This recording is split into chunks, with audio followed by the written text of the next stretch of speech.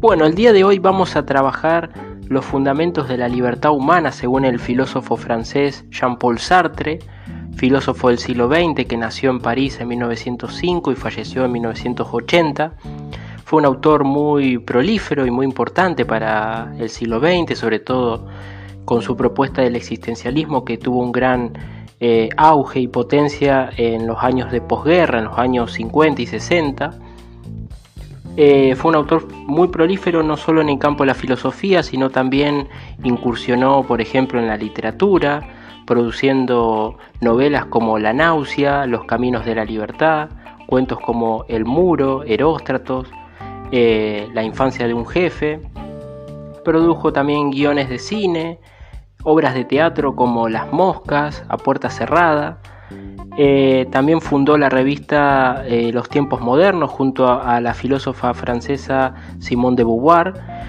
Fue una figura muy importante no solo en la cultura francesa, sino para la cultura en general. Hizo sus aportes al campo de la política, a la crítica intelectual. Y bueno, merece también un espacio en la historia de la filosofía y de la cultura universal. Por nuestra parte vamos a tratar de argumentar los fundamentos de la libertad humana y su propuesta del existencialismo, para lo cual vamos a utilizar dos textos fuentes, por un lado El ser y la nada de 1943 y El existencialismo es un humanismo de 1946.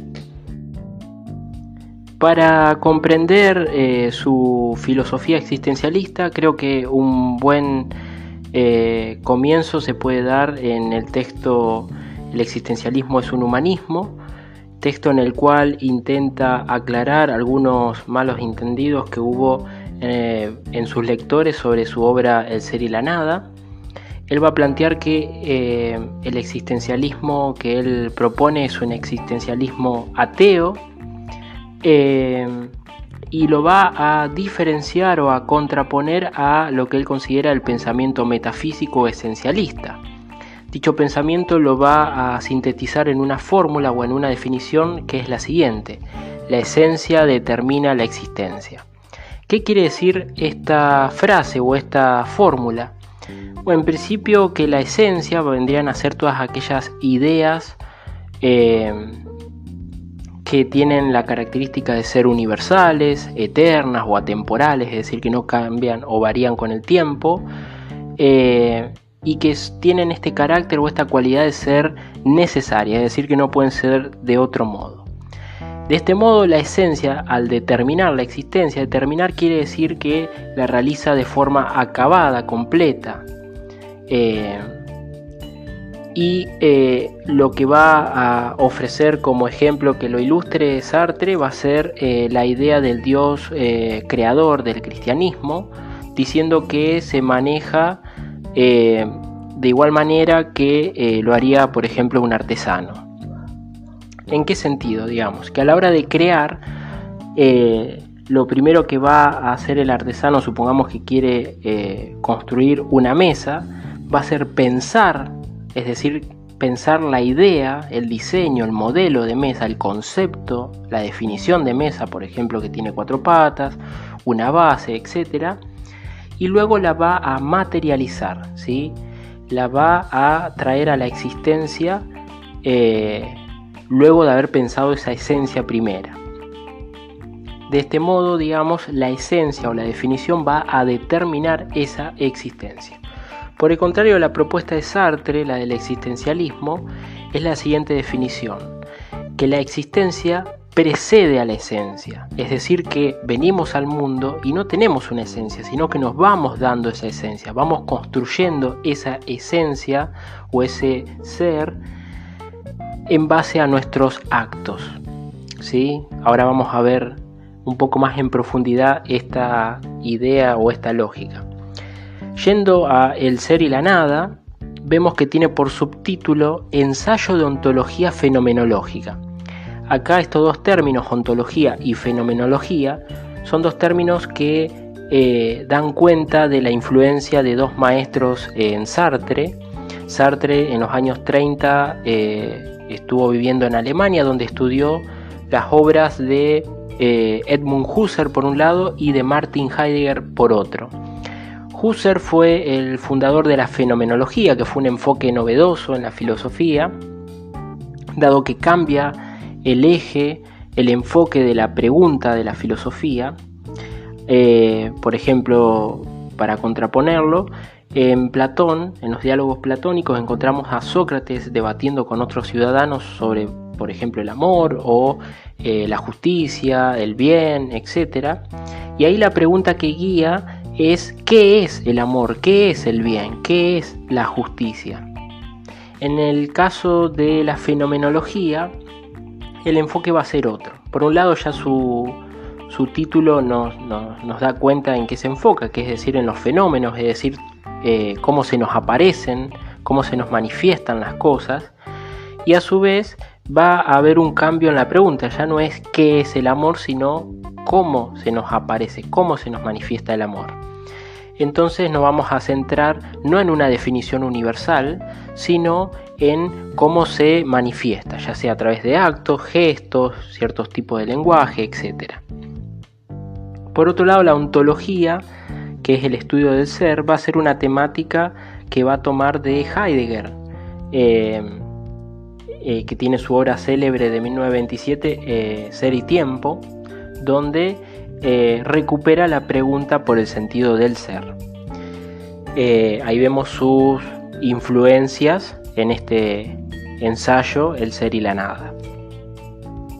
Dejando de lado los debates y haciendo un breve resumen del ser y la nada, del esqueleto lógico de esta obra, debates que tiene por ejemplo con Heidegger, con Hegel, Husserl, etc., Sartre va a plantear su dualismo básico, diciendo que hay dos modalidades básicas de ser. Por un lado, el ser en sí, y por otro lado, el ser para sí.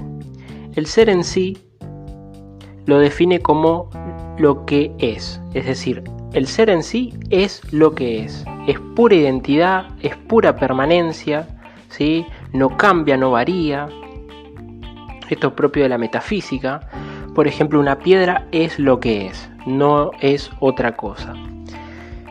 Por otro lado, el ser para sí, y ahí nos sirve para pensar nuestra existencia, el ser para sí es un ser que es abierto, ¿sí? Que es pura apertura, que no coincide consigo mismo, es decir, que no es lo que es y es lo que no es, ¿sí? Ahora vamos a explicar qué quiere decir esto.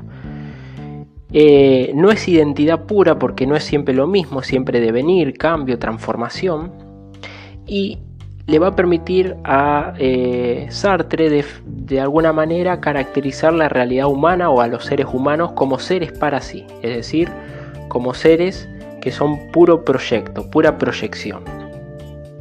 La definición de Sartre de la conciencia humana es la siguiente: por un lado es lo que no es decir, que es puro proyecto, proyección a futuro y demás, sus posibilidades, y al mismo tiempo no es lo que es decir, no es un ser en sí, ni tampoco es sus condiciones de base.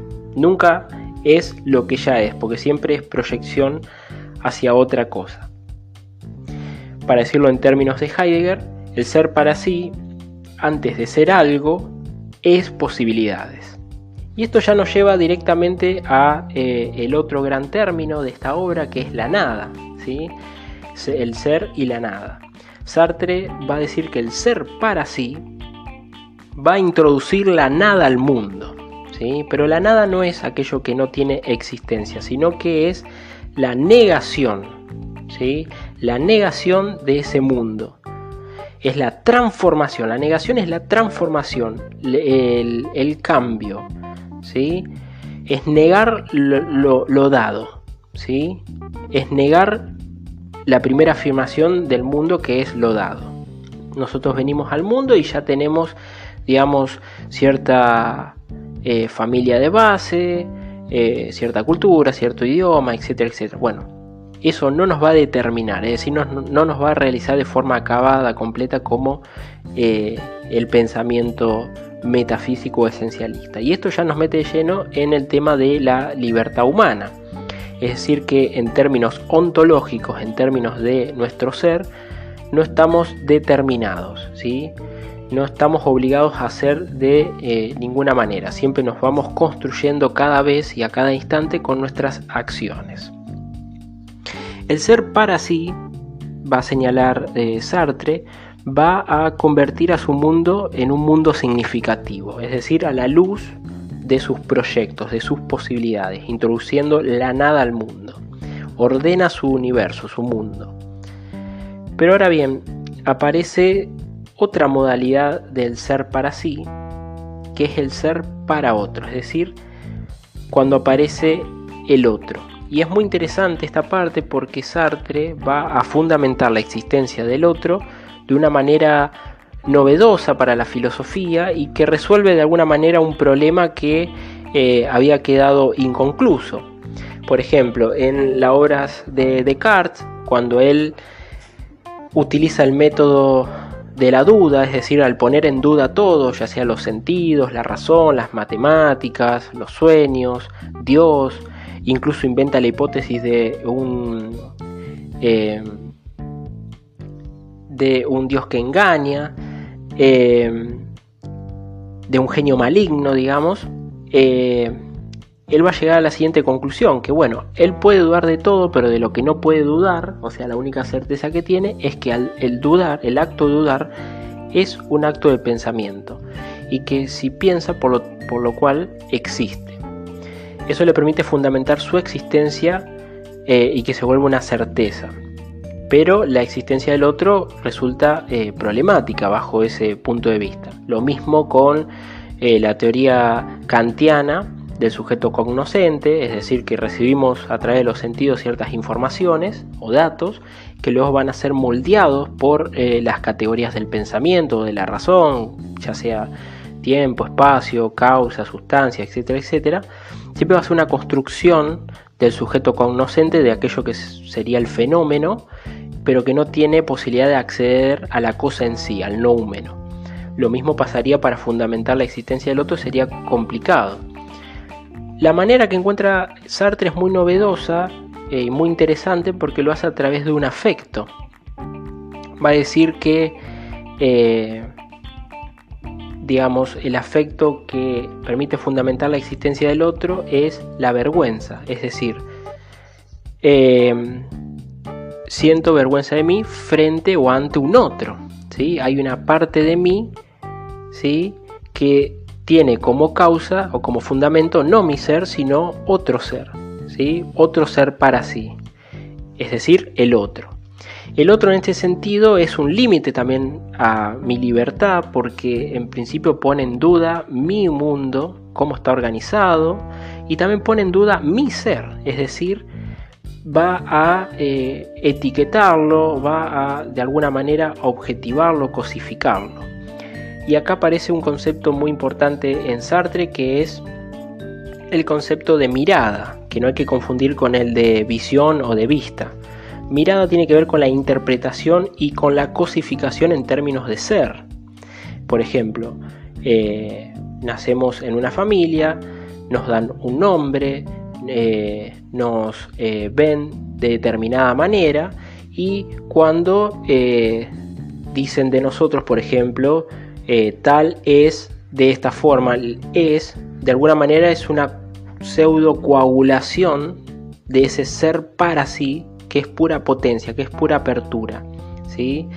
De alguna manera la mirada del otro, la interpretación del otro, cómo nos toma y demás, es una cosificación, una objetivación de nuestro ser. Nos limita también en nuestra potencia del ser para sí. Eso Sartre lo va a llamar el ser para el otro.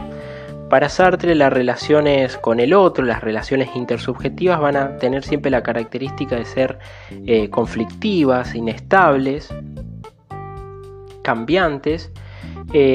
A lo largo del Ser y la Nada le va a dedicar un capítulo donde va a indagar diferentes actitudes frente al otro, por ejemplo el deseo, el amor, la indiferencia, el masoquismo, el sadismo, etc.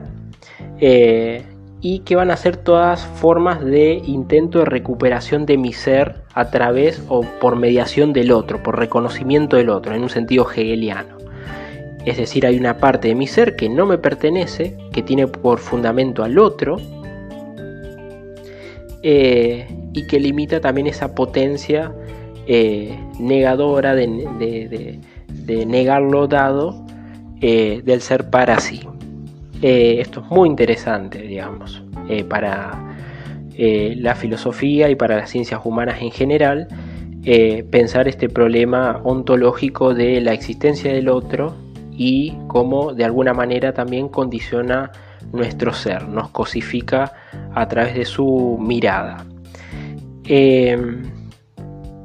Por ejemplo, pensando el amor, Sartre va a dar la definición de que amar es querer ser amado, es decir, es tener el proyecto de ser amado por un otro y de alguna manera recuperar esa parte de mi ser. De todas formas, digamos, Sartre siempre lo va a ver conflictivo, porque incluso en el amor, al amar a otro, al incluirlo en mi proyecto, lo estoy cosificando, ¿sí? Limito su libertad.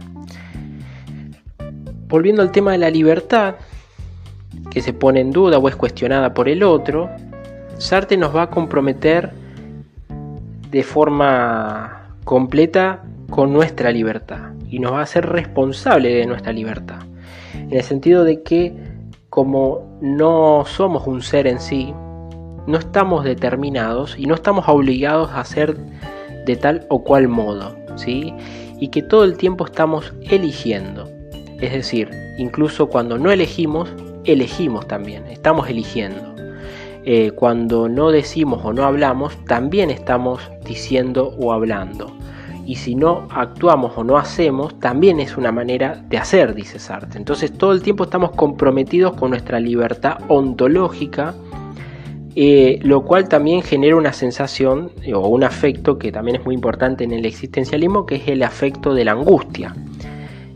Afecto que también tiene su lugar en la filosofía de Kierkegaard, el fundador del existencialismo, también en Martin Heidegger. La angustia es un afecto importante y valioso para el existencialismo, porque es un afecto que nos hace consciente de nuestro ser, es decir, que elegimos constantemente. A su vez está asociado a dos términos o conceptos de Sartre, que uno es la desesperación y por otro lado el desamparo, es decir, estamos desamparados.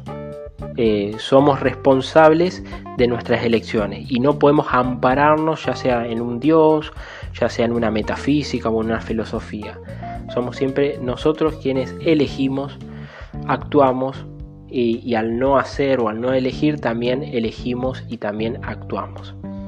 Ahora bien, frente a esta angustia va a plantear Sartre que hay cierto gesto de huida que él va a llamar mala fe. Lo que él entiende por mala fe sería un hacer como si uno fuera un ser en sí. ¿En qué sentido? Por ejemplo, alguien que siempre llega tarde a las citas y cuando se lo interpela y se le pide que trate de modificar eso, supongamos que su respuesta sea, bueno, yo soy así, soy impuntual. Bueno, de alguna manera está excusándose como si fuera un ser en sí, como si fuera una piedra. Bueno, la piedra es lo que es. Bueno, yo soy así, soy lo que soy, ¿sí? Bueno, eso para Sartre sería cuestionable, sobre todo para la realidad o existencia humana, dado que no estamos obligados a ser de determinada manera, no estamos determinados, sino que uno elige ser impuntual, está eligiendo y se está excusando como si fuera una cosa o si fuera un ser en sí. Por otro lado, digamos, Sartre nos responsabiliza de nuestra libertad, porque todo el tiempo elegimos y somos responsables de nuestras elecciones, y también nos compromete con nuestra libertad.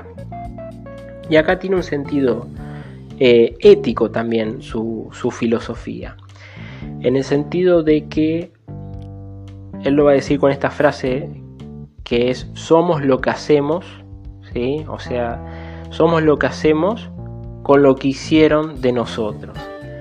Ahí vemos por un lado el valor que destaca Sartre a los actos, en tanto formadores de nuestro ser, que al elegir nos vamos dando el ser, que somos lo que hacemos, en el sentido de que supongamos que alguien puede decir, bueno, yo soy carpintero. Bueno, para Sartre uno es carpintero cuando hace, cuando está trabajando con la madera. En ese momento uno es carpintero. Y a su vez somos lo que hacemos con lo que hicieron de nosotros, en el sentido que no estamos determinados por nuestras condiciones. Podemos estar condicionados pero no determinados. Siempre podemos hacer otra cosa, dice Sartre. Y a su vez nos compromete con nuestra libertad en un sentido ético, porque al hacer, al elegir, estamos creando valores, ¿sí? Sartre lo va a decir de este modo en El existencialismo es un humanismo. Va a decir que cada vez que elegimos bien. ¿En qué sentido? Él va a dar el ejemplo de la institución del casamiento. Va a decir que si nosotros elegimos casarnos con alguien, de alguna manera estamos eligiendo como si eso fuera un bien, un valor, y al mismo tiempo lo estamos mostrando al resto de la humanidad como un valor, ¿sí? Como un bien. Por eso, digamos, es completa la responsabilidad, el compromiso con nuestra libertad, y también incluso nos hace responsables de nuestras elecciones y frente a la humanidad, ¿no? Por eso también ese sentimiento de angustia. La frase de Sartre es: estamos condenados a ser libres. Ahí vemos la paradoja de condena y libertad. Cuando elegimos, creamos valores. Y esto también cuestiona el pensamiento metafísico o esencialista, es invertido.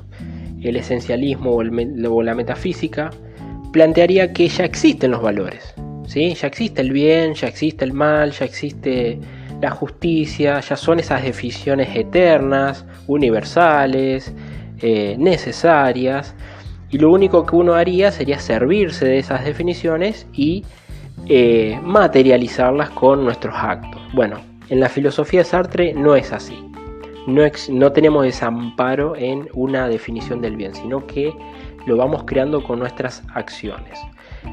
Cuando elegimos, cuando no elegimos, estamos creando los valores, lo que creemos que es valioso, importante, o que es el bien para nuestra existencia y del resto de la humanidad. Esto es muy interesante, y esto es una mirada ética también que hay en su filosofía, y que es que al actuar, al elegir, creamos también el valor de lo que está bien y digamos para el resto de la humanidad.